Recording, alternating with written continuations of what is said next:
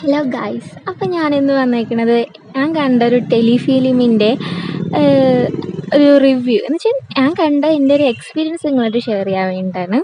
ഇത് സന്ദർശനം എന്നാണ് ഈ ടെലിഫിലിമിൻ്റെ പേര്.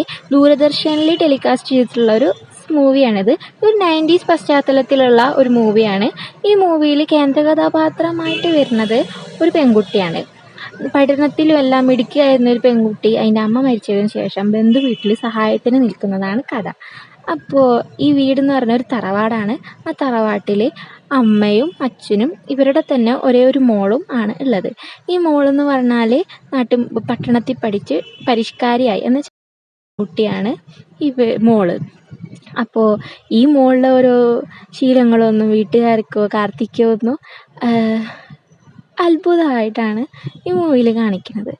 അപ്പോൾ അങ്ങനെ നിൽക്കുമ്പോൾ ഈ കാർത്തിയാണെങ്കിൽ നാട്ടുമ്പുറത്ത് നടന്ന് പഠിച്ച് അങ്ങനെ വന്ന് നല്ലൊരു മിടുക്കിയായ പെൺകുട്ടിയാണ്. ആരും അങ്ങനെ കണ്ണിൽപ്പെടാത്ത സാധനങ്ങൾ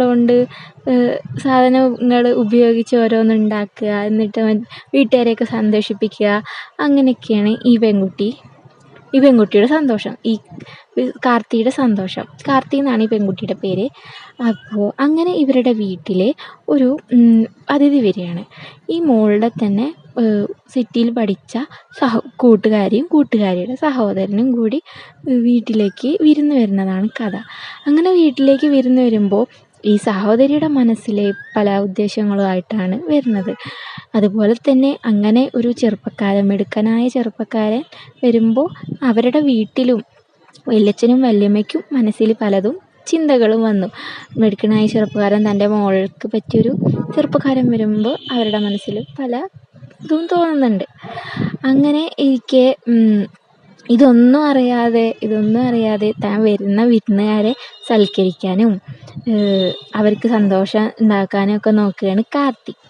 അപ്പോൾ അങ്ങനെ ഇവരുടെ ഈ വരവിൽ 1-2 ദിവസമാണ് ഈ വരവുള്ളത്. ആ വരവിൽ പല യാദൃശ്ചികമായ സംഭവങ്ങളും നാട്ടുമ്പുറം ആസ്വദിക്കുന്ന ചെറുപ്പക്കാരനും പിന്നെ ലവ് അറ്റ് ഫസ്റ്റ് സൈറ്റും എല്ലാം ഇതിലുണ്ട്.